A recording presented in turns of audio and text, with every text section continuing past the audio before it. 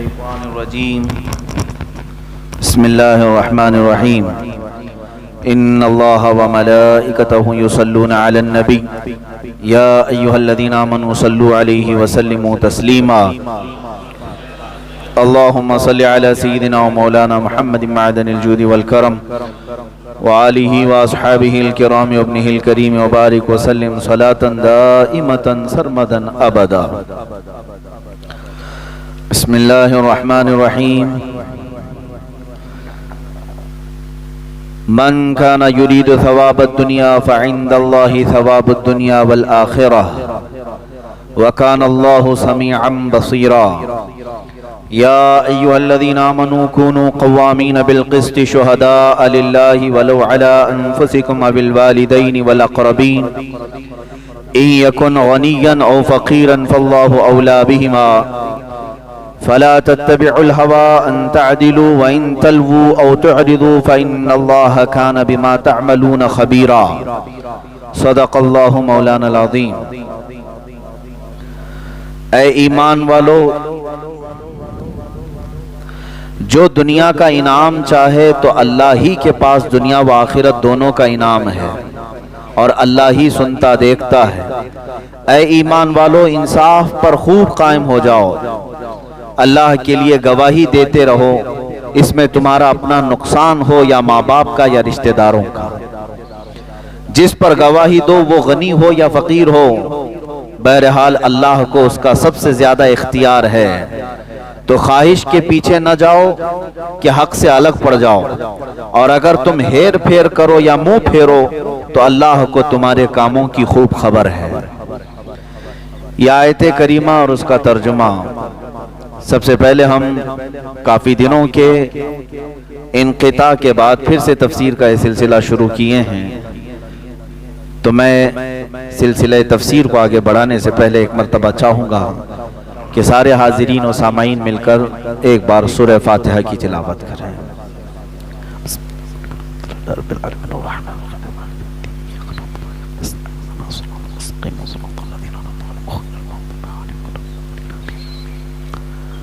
الہ العالمین، ستار العیوب، غفار الذنوب، قدیر و جبار خدا، اس کے احسن کلام، اس کی مبارک کتاب کی آیات بینات ہمیں تلاوت کرنے، اس کا ترجمہ صحیح پڑھنے اور اس کی تفسیر صحیح کرنے اور سننے کی توفیق عطا فرمائے۔ اللہ عز و جل ہمیں قرآن کے ساتھ زندہ رکھے اور قرآن ہی کے ساتھ قیامت کے دن حشر فرمائے۔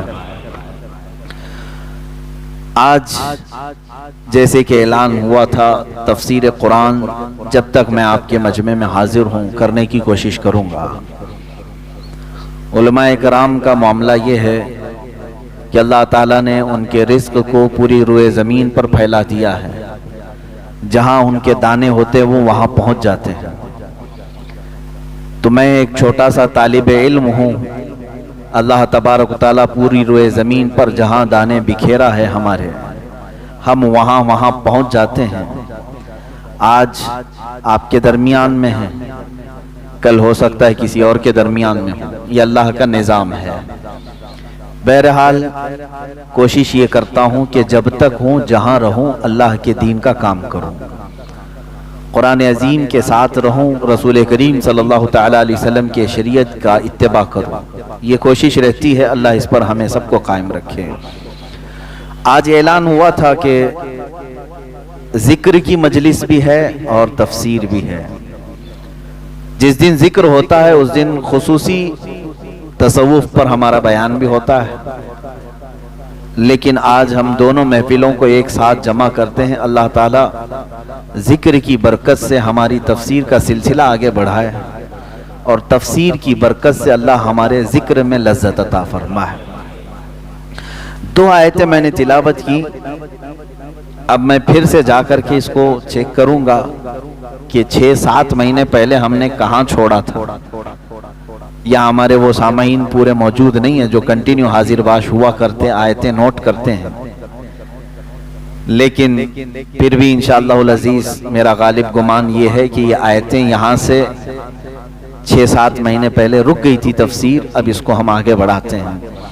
قرآن کی سورہ نساء چل رہی ہے۔ کون سی سورہ؟ نساء۔ سورہ نساء یہ چوتھی سورہ ہے قرآن پاک کی ترتیب کے اعتبار سے. سورہ فاتحہ، اس کے بعد سورہ بقرہ، اس کے بعد سورہ آل عمران، پھر چوتھے نمبر پر سورہ نساء. نساء کا لفظ ہی بتاتا ہے یہ عورتوں کو کہتے ہیں. نساء جو ہے عورتوں کو کہا جاتا ہے، پوری عورتوں کے نام سے ایک سورہ نساء ہے. رجال مردوں کو کہتے ہیں، رجال کے نام سے کوئی سورہ نہیں آئی. عورتوں کے احکامات کثیر ہیں جس کی وجہ سے قرآن عظیم میں سورہ نساء کا ایک تذکرہ ملتا ہے. اللہ عز و جل یوں ارشاد فرماتا ہے، جو دنیا کا انعام چاہے تو اللہ ہی کے پاس دنیا و آخرت دونوں کا انعام ہے. جو دنیا کا انعام چاہے اور اللہ ہی سنتا دیکھتا ہے. ایک بات یاد رکھیں، اس سے ملتی جلتی آیت 25ویں پارے میں اللہ تعالیٰ یوں فرماتا ہے، من کان یرید حرث الآخرۃ نزید لہ فی حرث. جو ہم سے آخرت کی کھیتی مانگتا ہے ہم اس کی کھیتی میں اضافہ کرتے ہیں. ومن کان یرید حرث الدنیا نؤتہ منہا وما لہ فی الآخرۃ من نصیب. اور جو ہم سے دنیا کی کھیتی طلب کرتا ہے ہم اسے بھی دیتے ہیں لیکن آخرت میں اس کا کوئی حصہ نہیں رکھتے. کیا طلب کرنا چاہیے؟ اللہ عز و جل فرماتا ہے جس نے ہم سے آخرت مانگی ہم اس کی دنیا بھی دیں گے اور آخرت بھی دیں گے. اور جو صرف ہم سے دنیا طلب کیا تو اسے دنیا تو دی جائے گی لیکن آخرت میں اس کا کوئی حصہ نہیں ہوگا. ہم عموماً دیکھتے ہیں مانگنے میں ہم سب سے زیادہ کیا چیزیں مانگتے ہیں؟ تقریباً سب دنیا ہی ہم مانگتے ہیں. جو جو چیزیں ہم مانگتے ہیں کبھی حساب کر کے دیکھیں، دنیاوی چیزیں ہم مانگتے ہیں. اور قرآن کی صاف بات ہے، جو بھی دنیا مانگ رہا ہے اللہ تعالیٰ فرما رہا ہے میں اسے دوں گا لیکن آخرت میں اس کا حصہ نہیں رکھا جائے گا. صحیح طریقہ مانگنے کا تو اللہ تعالیٰ نے خود سکھایا ہے، ربنا آتنا فی الدنیا حسنہ وفی الآخرۃ حسنہ. اے ہمارے رب دنیا میں بھی ہمیں اچھائیاں عطا کر اور آخرت میں بھی اچھائیاں عطا کر. کبھی اونلی ون دنیا کی چیزیں طلب کرنا، صرف اور صرف دنیا طلب کرنا تو یہ مسلمان کو اور مومن کو زیب نہیں دیتا. مثال کے طور پر ہم اپنے کاروبار کی بھلائیاں چاہتے ہیں، کون نہیں چاہتا؟ دعا کریں کہ دکان اچھی چل جائے، دنیا ہی تو مانگا. آپ کہتے ہیں میرا گھر اچھا بن جائے، دنیا ہی تو مانگا. آپ یہ کہتے ہیں میرے پیسوں میں برکت ہو جائے، دعا کریں، دنیا ہی تو مانگا. اولاد نہیں ہے، اولاد کی دعا کر دیں، اولاد دنیا ہے. اچھی بیوی مل جائے، دنیا ہے. جائیداد مل جائے، دنیا ہے. یہ ساری چیزیں دنیا ہیں میرے عزیزوں. میں یہ نہیں کہتا کہ صرف دنیا مانگنا ناجائز ہے، بلکہ مانگ سکتے ہیں آپ. خود میرے آقا صلی اللہ علیہ وسلم نے فرمایا خیر متاع الدنیا المرأۃ الصالحہ. دنیا کا سب سے بہترین سامان اگر کچھ ہے دنیا میں سے تو وہ نیک بیوی ہے. تم مانگ سکتے ہو دنیا میں، لیکن صرف دنیا کے اوپر ڈیپینڈ رہ جانا اور آخرت کبھی نہ طلب کرنا یہ احمق آدمی کی علامت ہے، بے وقوف ہے. وہ 4 دن کے لیے تو مانگ لیا اور لاکھوں کے سال کے لیے کچھ نہیں مانگا. جہاں اسے اتنی لمبے عرصے کی زندگی گزارنا ہے کہ جس کا اینڈ کوئی ہے ہی نہیں، آخرت. وہاں تو سورج بھی ختم ہو گیا، چاند بھی ختم ہو گیا. دن یہاں جو گنتے ہیں سورج کی وجہ سے گنتے ہیں، سورج ہی ختم ہو گئے، چاند ہی ختم ہو گئے، نہ دن ہو رہی ہے نہ رات.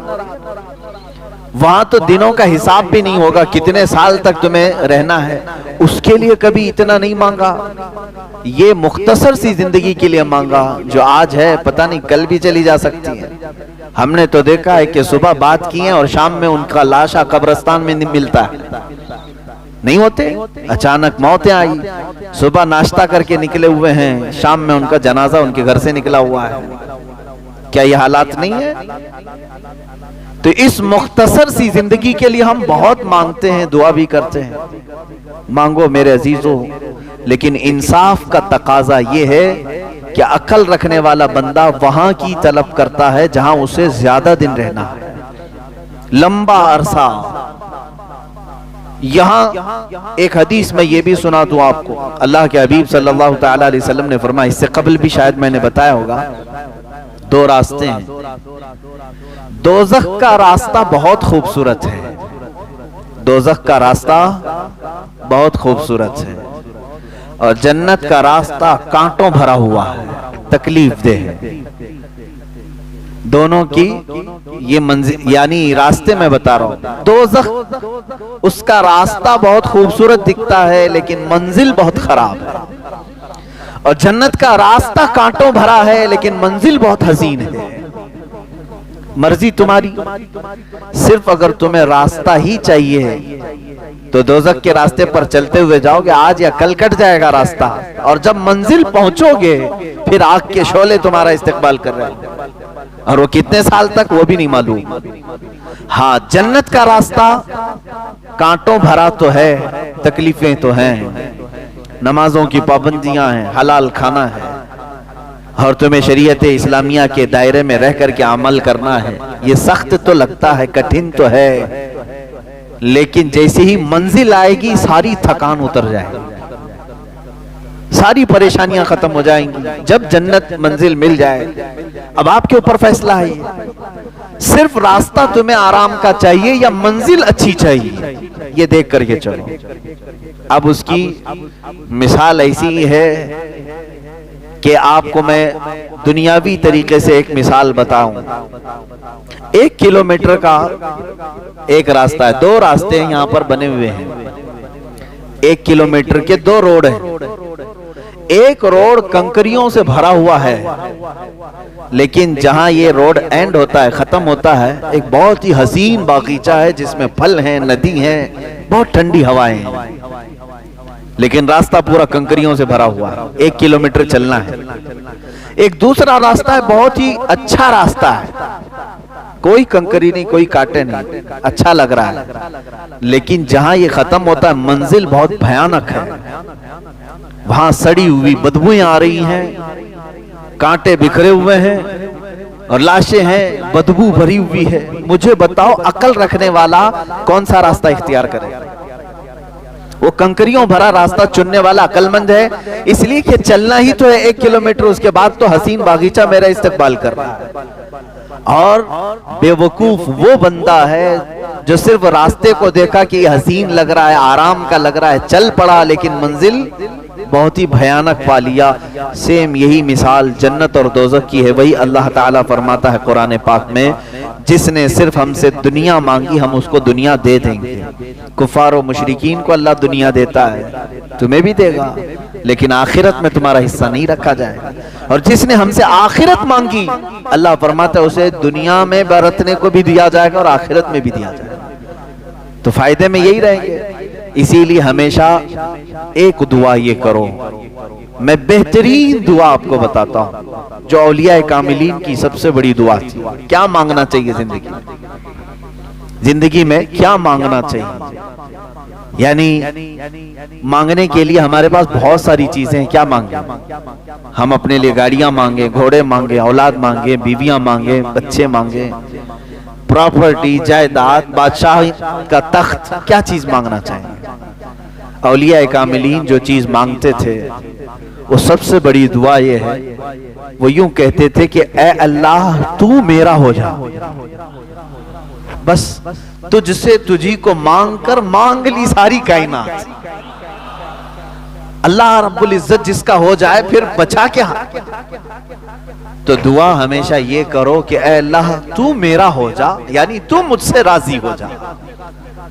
अल्लाह रब्बुल इज्जत जिस बंदे से राजी हो जाए उसी के मुतालिक तो कहा है शायर ने, खुदी को कर बुलंद इतना कि हर तकदीर से पहले खुदा बंदे से खुद पूछे बता तेरी रजा क्या है।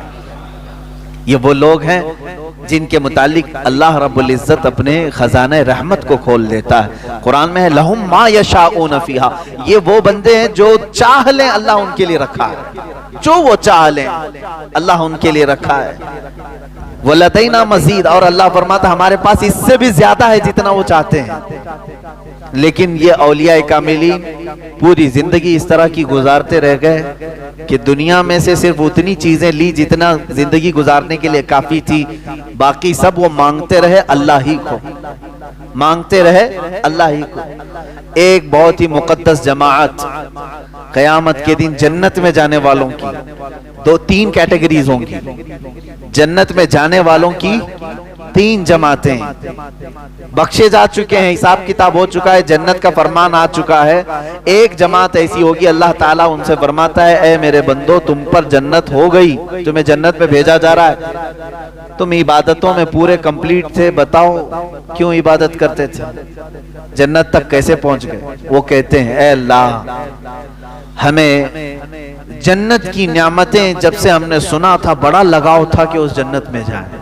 ये भी मोमिन की शान है, जन्नत में जाने की ख्वाहिश रखना चाहिए। जन्नत तेरी बड़ी हसीन और जमील है, हमने कुरान में पढ़ा, हदीस में पढ़ा, इसलिए उसमें दाखिल होने के लिए खूब जुस्तजू करते थे, कोई नमाज ना छूटने पाए, हर गुनाह से बचते रहे। अल्लाह ताला फरमाता है, ठीक है तुमने अच्छा किया और तुम्हारे लिए जन्नत हो गई। जिसकी तलब में पूरी जिंदगी मेहनत करते थे वो चीज तुम्हें मिल गई। एक जमात गई जन्नत में, दूसरी जमात है, उनसे पूछा रब ताला ने, तुम क्यों इबादत करते थे। वो कहते, मौला तेरी दोज़ख से डर बहुत लगता था, हमने जब कुरान में पढ़ा या हदीस से सुना कि दोज़ख के अज़ाबात इतने सख्त तरीन हैं कि उसको बंदा नहीं संभाल सकता, तो हमें डर बहुत लगता था। उस डर की वजह से हम इबादतों की पाबंदी करते थे और कोई गुनाह होने नहीं देते थे, नेकियां करते रहे। अल्लाह ताला फरमाता है, जाओ मेरे बंदो, जहन्नम के खौफ से तो तुम इबादत गुजार तो रहे, तुम्हारे लिए भी जन्नत है। तीसरी एक जमात थी मुखलिसीन की जमात, इनसे रब ताला फरमाता है, तुम क्यों इबादत करते थे, तुम्हारे लिए भी जन्नत का परवाना आज सुना दिया गया, तुम क्यों इबादत करते थे। वो कहते हैं, ए मौला हमें न जन्नत की ख्वाहिश थी और न हमें दोज़ख के मुतालिक कोई फिक्र थी, हम तो सिर्फ इसलिए इबादत करते थे कि तू हमसे राजी हो जा, हम तुझको चाहते थे, तेरा फरमान था और हम उस पर अमल करते थे, बस हम जन्नत की तलब में या दोज़ख के खौफ से नहीं, ऐ अल्लाह हम खालिस तेरे लिए करते थे। रब ताला फरमाता है कि ऐ बंदो मैं तुमसे राजी हो गया, जाओ जन्नत में, लेकिन वो जन्नत में नहीं जा रहे होंगे। हाय कैसी जमात होगी, जन्नत का परवाना सुना दिया गया, वो जन्नत में नहीं जा रहे हैं। वो कहेंगे, ऐ मौला अगर हम जन्नत में चले गए तो दूसरे हमको ताना मारेंगे कि तुम भी जन्नत के लिए ही इबादत करते थे, बोले कुछ और हो। रब तबारक व तआला फरमाता है, मेरे बंदो मैं तुमसे राजी हो गया, तुम मेरी रजा के लिए करते थे, मैं राजी हो गया और बदले में तुम्हें जन्नत मिल रही है। वो कहते मौला बदला नहीं चाहिए, बस तू राजी हो जा, बदला नहीं चाहिए, तू राजी हो जा। यहां तक के रिवायात में आता है कि फरिश्तों को हुक्म होगा, इनको बेड़ियां डालो और जन्नत में ले जाओ, इनको खींच करके जन्नत में ले जाओ। ये वो बंदे हैं जो अल्लाह से अगर कुछ मांगते थे तो अल्लाह ही को मांगते थे, तू हमारा हो जा। मेरे अजीजों, आज के इस आयत करीमा से भी यही सीखो कि मांगने के लिए हजारों चीजें तुम्हारे पास हैं, अक्लमंद बंदा वो है जो अल्लाह से अल्लाह ही को मांग ले, ऐ अल्लाह तू मेरा हो जा। और हमने बुजुर्गाने दीन की जिंदगियों में देखा है, बल्कि हदीस आपको मैं बता दूं, अल्लाह के हबीब सल्लल्लाहु तआला अलैहि वसल्लम ने इरशाद फरमाया, मन कान लिल्लाहि कान अल्लाहु लहू, जो अल्लाह का हो गया अल्लाह उसका हो गया।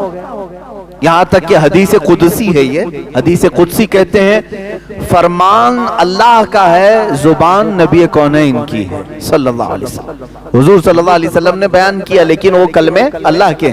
उस हदीस कुदसी में अल्लाह फरमाता है, एक बंदा मुझसे करीब होता है, इतना करीब होता है कि मैं उसका हाथ बन जाता हूं जिससे वो पकड़ता है। कौन कह रहा है? अल्लाह अज़्ज़ा व जल। रब ताला फरमाता है, मैं उसकी जुबान बन जाता हूं जिससे वो बोलता है, मैं उसके कान बन जाता हूं जिससे वो सुनता है। अल्लाह तबारक व तआला ये इरशाद फरमा रहा है, ये हदीस कुदसी में। तो बंदा अपने आप को इतना करीब करता है, इतना करीब करता है कि अल्लाह रब्बुल इज्जत उसके आमाल को अपना अमल फरमा रहा है। बद्र के वो सहाबा जब तीर चला रहे थे और कुफार और मुशरिकीन को तहस नहस कर रहे थे, बाद में आयतें नाजिल हुई। अल्लाह ताला ने फरमाया, वमा रमैत इज़ रमैत فلم تقتلوہم ولکن اللہ قتلہم، دو الگ الگ جگہ سے میں پڑھ رہا ہوں۔ حضور صلی اللہ علیہ وسلم سے رب تعالیٰ فرماتا ہے تیر جو چلایا وہ آپ نے نہیں، اللہ نے چلایا۔ فلم تقتلوہم ولکن اللہ قتلہم، اے صحابہ تم نے نہیں قتل کیا، ہاتھ تمہارا تھا، اللہ نے قتل کیا۔ ان کے عمل کو اللہ اپنا عمل فرما رہا ہے۔ یہ وہ مقام ہے جس کی طلب ہر مسلمان کو ہونی چاہیے، ہر مومن کو ہونی چاہیے۔ اے اللہ مجھے اس مقام تک پہنچا دے جہاں میرا چلنا پھرنا ہر چیز تیری رضا کے مطابق ہو جائے۔ یہ کب ہوتا ہے؟ جب سچی طلب ہو۔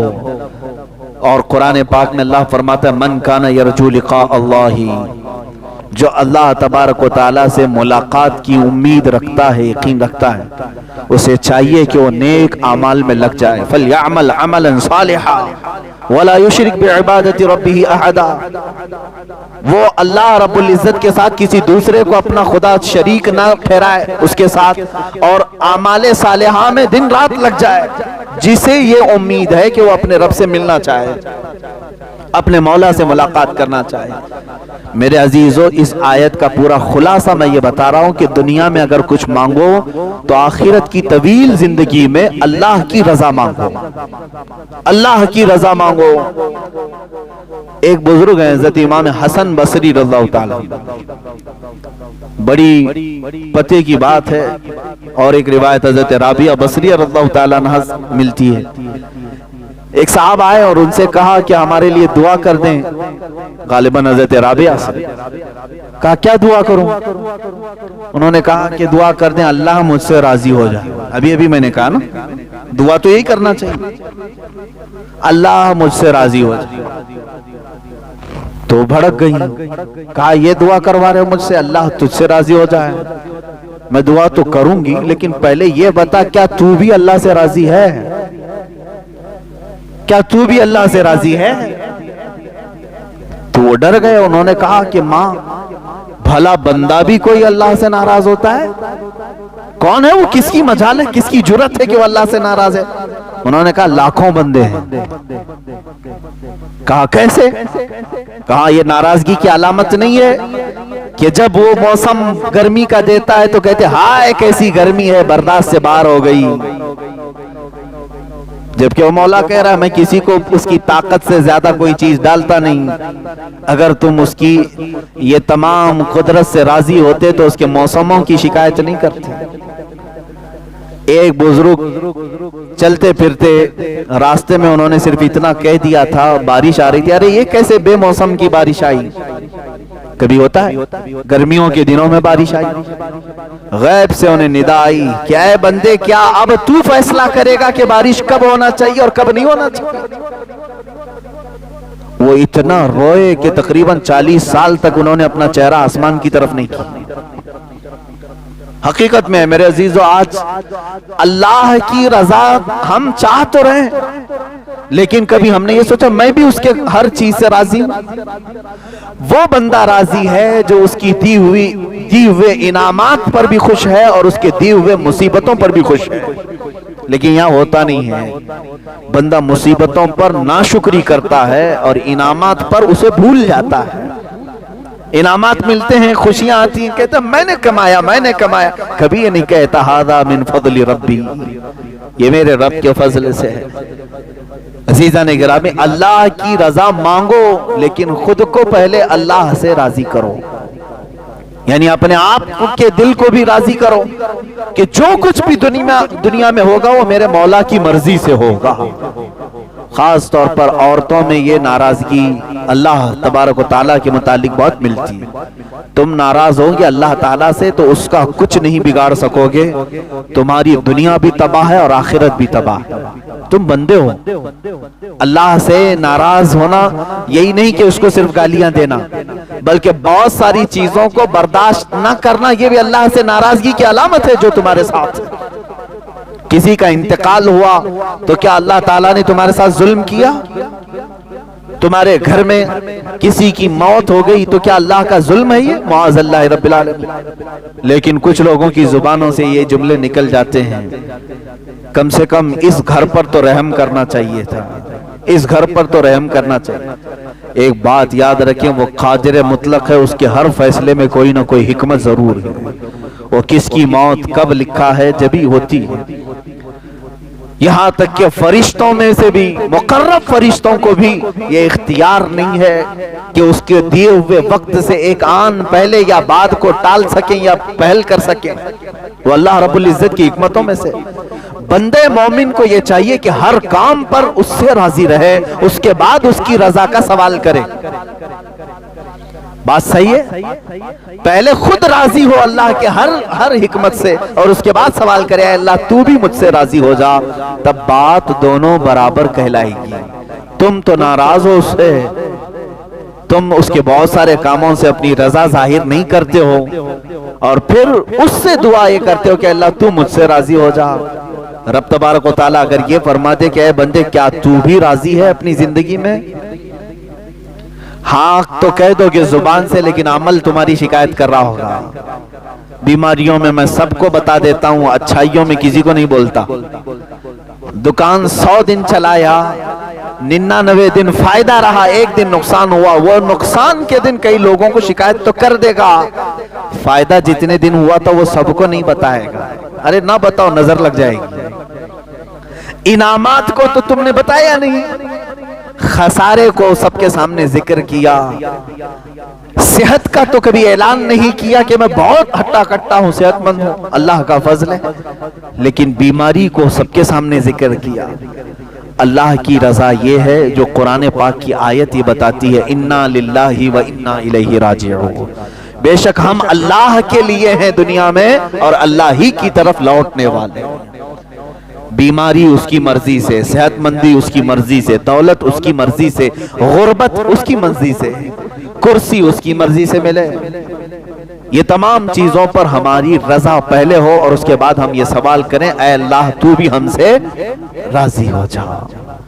آگے کی آیت میں نے جو تلاوت کی ہے یہ دوسری بڑی آیت ہے، جس میں اللہ تعالیٰ فرماتا ہے اے ایمان والو، ایک بات سمجھ کر کے چلیں، یہ کتنے بڑے فخر کی بات ہے کہ پورا قرآن جو ہے جس میں خطاب جو ہوتا ہے، خطاب کا مطلب ہوتا ہے کسی کو مخاطب کر کے بلانا، اے فلاں آپ آ جاؤ۔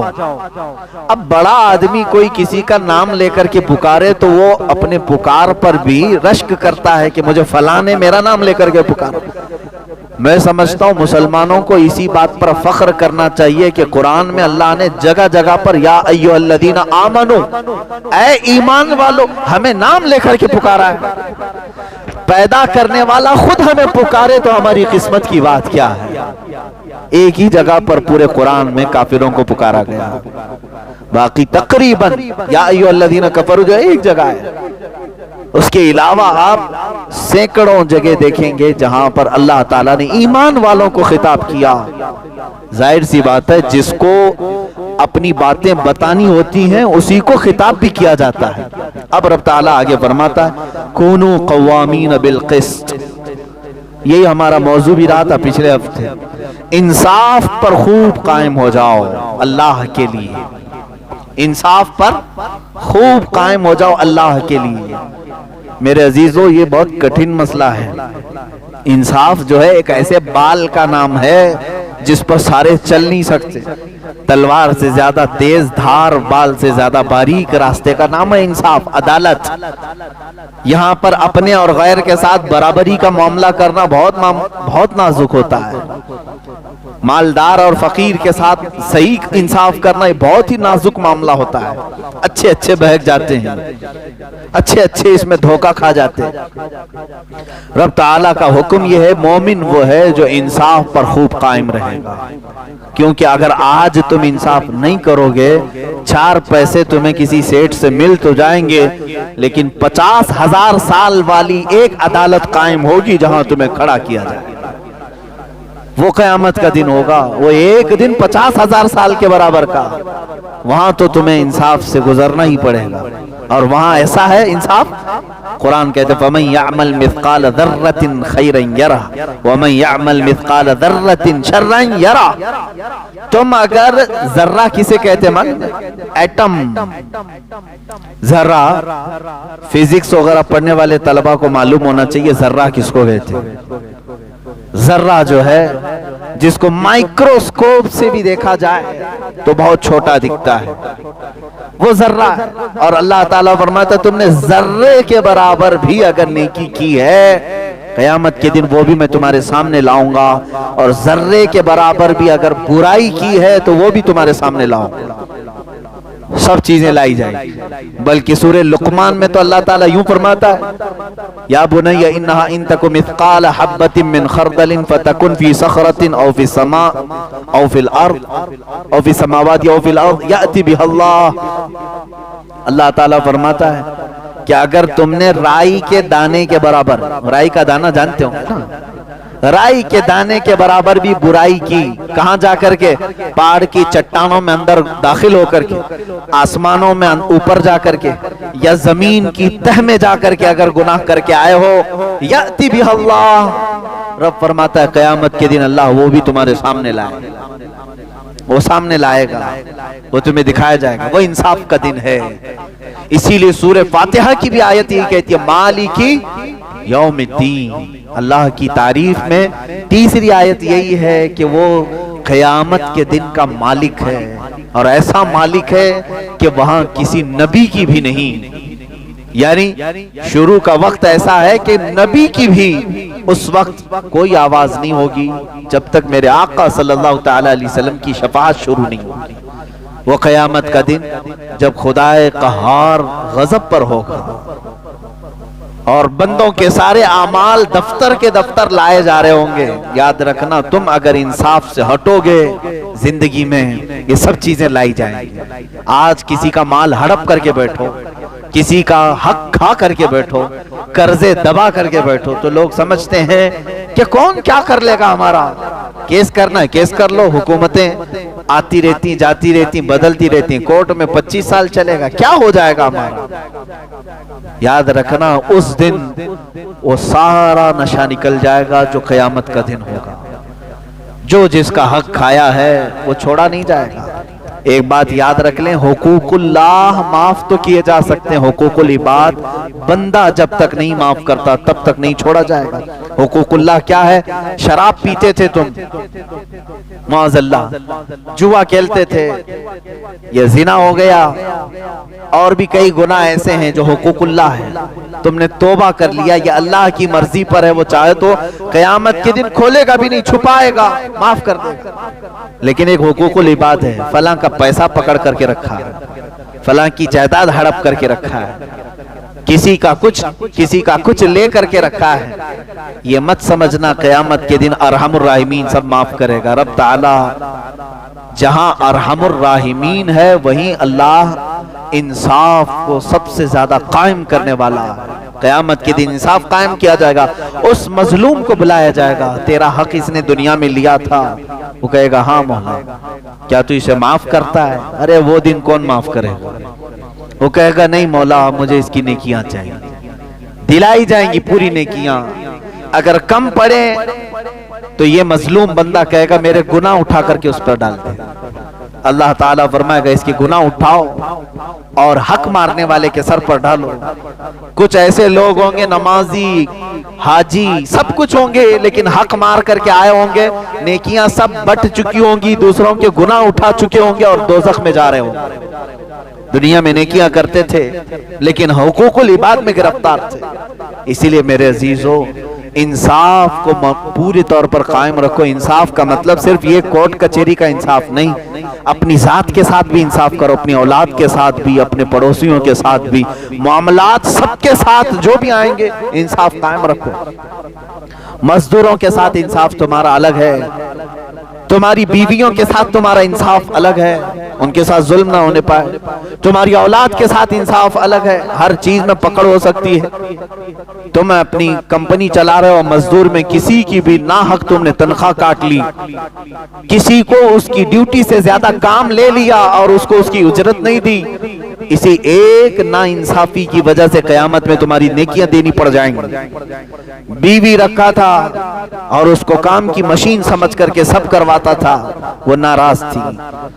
اللہ نے جتنے حقوق اس کے بیان کیے وہ نہیں ادا کرتے تھے اور اس کے ساتھ زور زیادتی ہوتی تھی، تو یہ قیامت کے دن لایا جائے گا۔ ارے بیوی تو بیوی ہے، بیلوں کو جو مارے ہوں گے جانوروں کو، ان کو بھی لایا جائے گا قیامت کے دن، وہ سینگ مار مار کر کے اپنا بدلہ لیں گے۔ ہاں یہ حدیث پاک میں ملتا ہے، جانوروں کو ناحق جس نے مارا ہے وہ بھی بدلہ دیا جائے گا۔ وہ اللہ جو قرآن میں کہتا ہے یحب المقسطین، وہ انصاف کرنے والوں کو پسند کرتا ہے، تو قیامت کے دن کیا انصاف چھوڑ دیا جائے گا؟ نہیں، حقوق العباد پورے لائے جائیں گے۔ اولاد تمہاری 4 بیٹے تھے، کسی ایک کو ہی سب سے زیادہ دیا، باقی کو دبا دیا، یہ مت سمجھنا دنیا ہے سب چل جائے گا۔ قیامت کے دن پکڑ ہوگی، ساری اولاد کو تمہیں ایک نظر سے دیکھنی ہوگی۔ کسی باپ کو یہ اختیار نہیں دیا شریعت نے کہ وہ اپنی کسی اولاد کو آگ کر دے، یعنی جائیداد نہیں دوں گا، اس کو لکھوا لیا، کیا آج سے تو میرا بیٹا نہیں ہے، تیری شکل نہیں دیکھوں گا، تو میری میت پر نہ، اپنے اولاد سے اس کو خارج کر دیا۔ کسی باپ کو شریعت نے یہ اختیار ہی نہیں دیا ہے، اور اگر کسی نے ایسا کیا بھی ہے قیامت کے دن وہ پکڑا جائے گا۔ بیٹے نے اپنے باپ کے ساتھ جو کچھ بھی کیا ہے وہ سزا بھگتے گا، لیکن دنیا میں تم اس کی وراثت میں اور اس کے حقوق میں ایک پیسہ بھی نہیں رکھ سکتے۔ باپ کو بہنوں کا حق مارا ہے، کئی جگہوں پر دیکھا گیا ہے۔ ان کی شادی بیاہ کے بعد بھائی کہتے ہیں ارے اس کی شادی میں بہت سارا خرچہ تو ہو گیا، اب ابا کی جائیداد میں ان کو نہیں دیں گے، حق مار کر کے بیٹھے ہوئے، نمازوں پہ نمازیں ہیں، اور اپنی سگی بہنوں کا حق مار کر کے حج پر جا رہے ہیں۔ یہ کیسا حج ہے؟ چوہے کھا کر کے بلی حج کو چلی، جو محاورہ ہے۔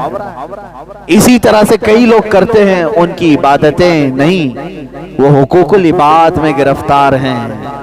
حقوق العباد کا مطلب ہے بندوں کے حقوق پورے ہونے چاہیے، اور اللہ تعالیٰ قرآن میں فرمانا کونوا قوامین بالقسط، اے ایمان والو انصاف پر پورے کے پورے اتر جاؤ، پورے کے پورے۔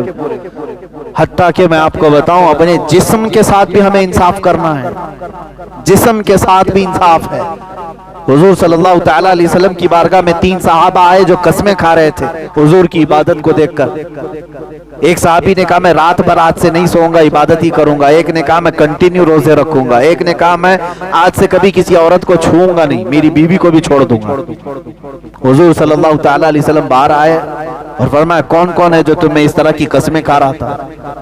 انہوں نے کہا یا رسول اللہ صلی اللہ علیہ وسلم آپ کی عبادتوں کو دیکھ کر کے ہم نے اس طرح کہا، جب آپ معصوم ہو کر رات بھر عبادت کرتے ہیں تو ہم تو اور زیادہ عبادت کرنا چاہیے۔ حضور اکرم صلی اللہ تعالی علیہ وسلم نے فرمایا ان علیک جسمک لجسمک حق، اللہ کے حبیب صلی اللہ علیہ وسلم فرماتے ہیں بے شک تم پر تمہارے جسم کا بھی حق ہے، تمہارے اوپر تمہارے جسم کا بھی حق ہے۔ اللہ کی عبادت کرو تھوڑی رات اور اپنے جسم کو آرام بھی دو، اور اگر تم نے اس کو جلا کر اس کو تکلیف میں ڈال کر کے رکھا تو پھر یہ جسم بھی قیامت کے دن تمہارے خلاف مقدمہ کرے۔ ہاں ہمیں انصاف اسلام نے یہ سکھایا، اپنے جسم کے ساتھ یہاں تک بھی انصاف ہے۔ جو چیزیں تمہارے جسم کی ضروریات تھیں اس کو روک نہیں سکتے، تو یہیں سے سمجھ میں آتا ہے جنہوں نے اپنے ہاتھوں ہلاکت کیا، اپنی گٹکا کھا کھا کھا کر کے پورا منہ سڑ گیا، یاد رکھنا تم نے کس کے ساتھ ظلم کیا؟ تم یہ سوچتے ہو کہ میری زندگی ہے، میرا جسم ہے، میں کچھ بھی کر لوں، قیامت کے دن تمہاری یہ جبڑے تمہارے خلاف بولیں گے کہ مولا اس نے تیری نافرمانی میں مجھے جلا کر خاک کر دیا۔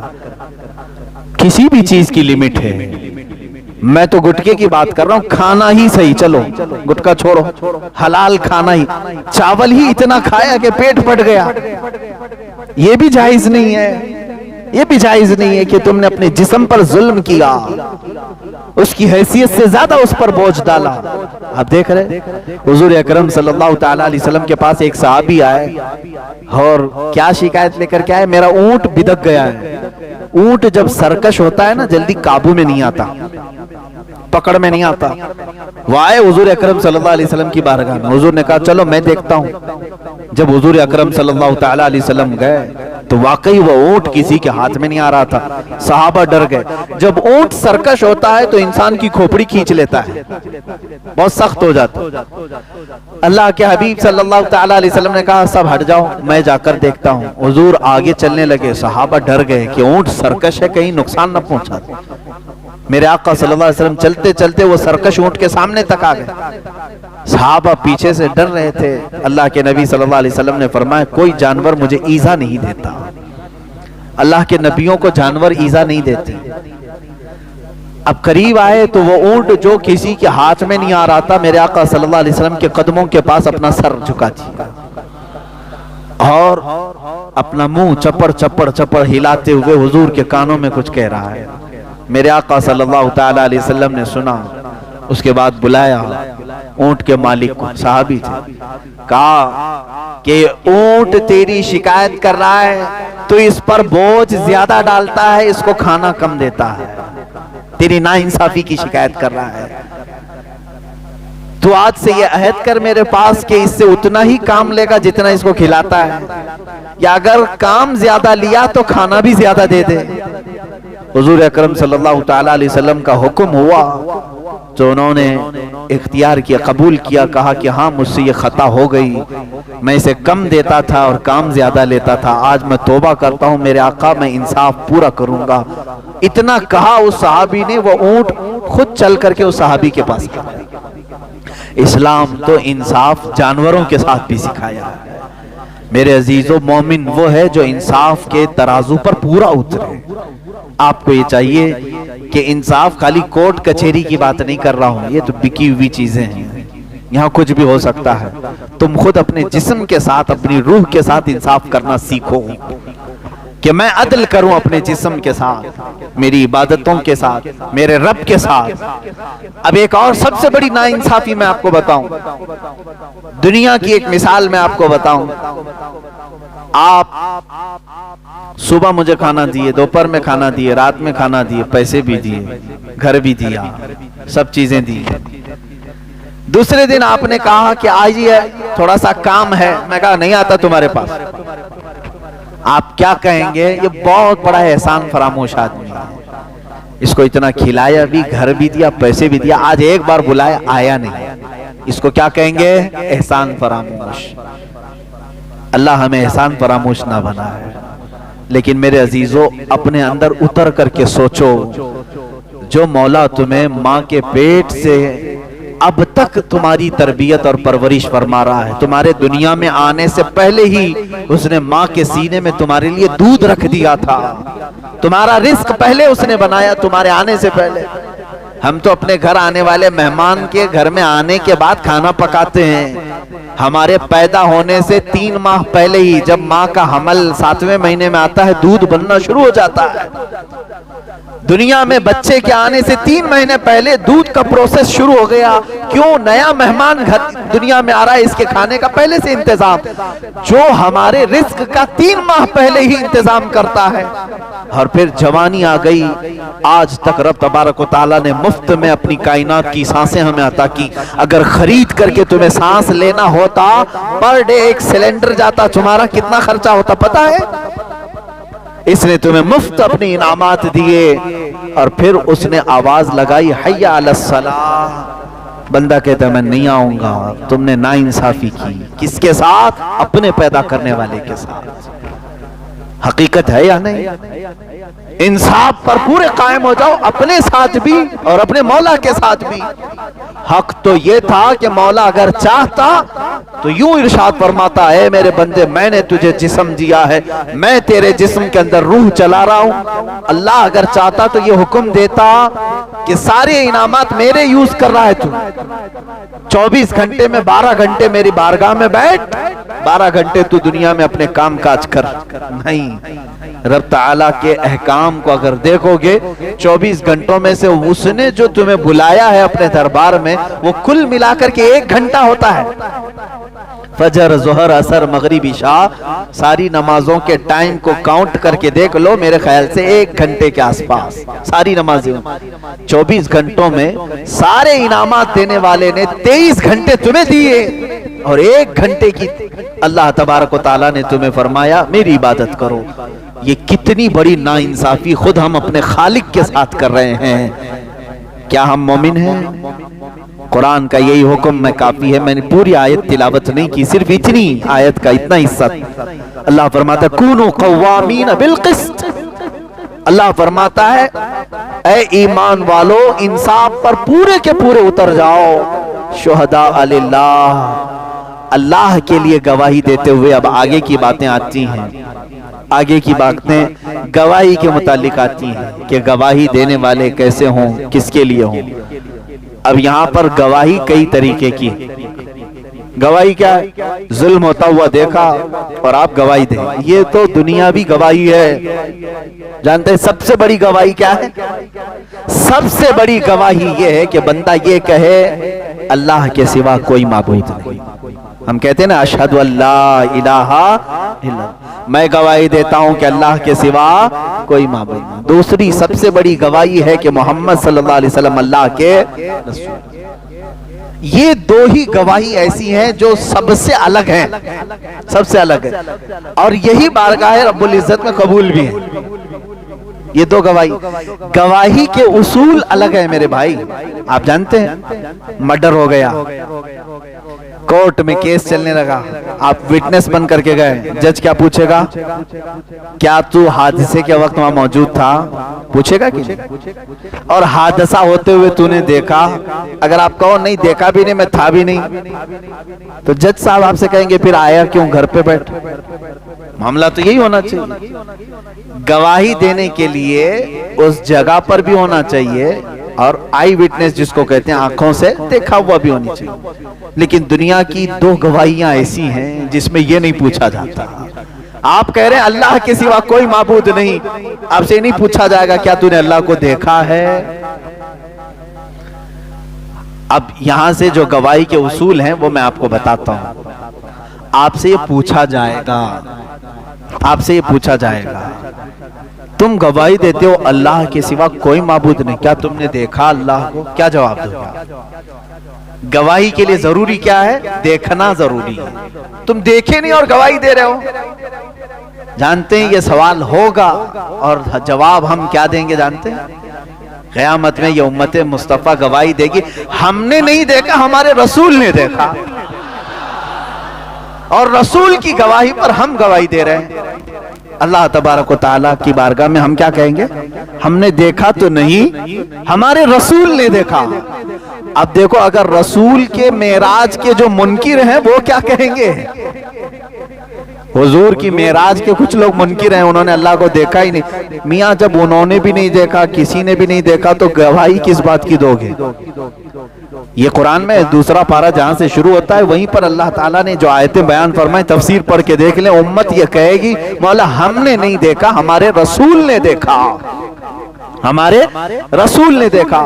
बस इसी बात पर तुम्हारी गवाही कबूल हो जाएगी, क्योंकि अल्लाह को मालूम है मा ज़ाग़ल बसर व मा तग़ा, ये रसूल ने तो ऐसे देखा है मौला को कि इनकी पलक भी नहीं झपकती थी। पूरी ज़ाते खुदाबंदी को मेराज की शब ऐसे देखा है। इसीलिए हमारी जो गवाही कबूल होगी वो मुस्तफ़ा करीम सल्लल्लाहु अलैहि वसल्लम की गवाही से। किसको देखा ये मूसा से पूछे कोई, आंख वालों की हिम्मत पे लाखों सलाम।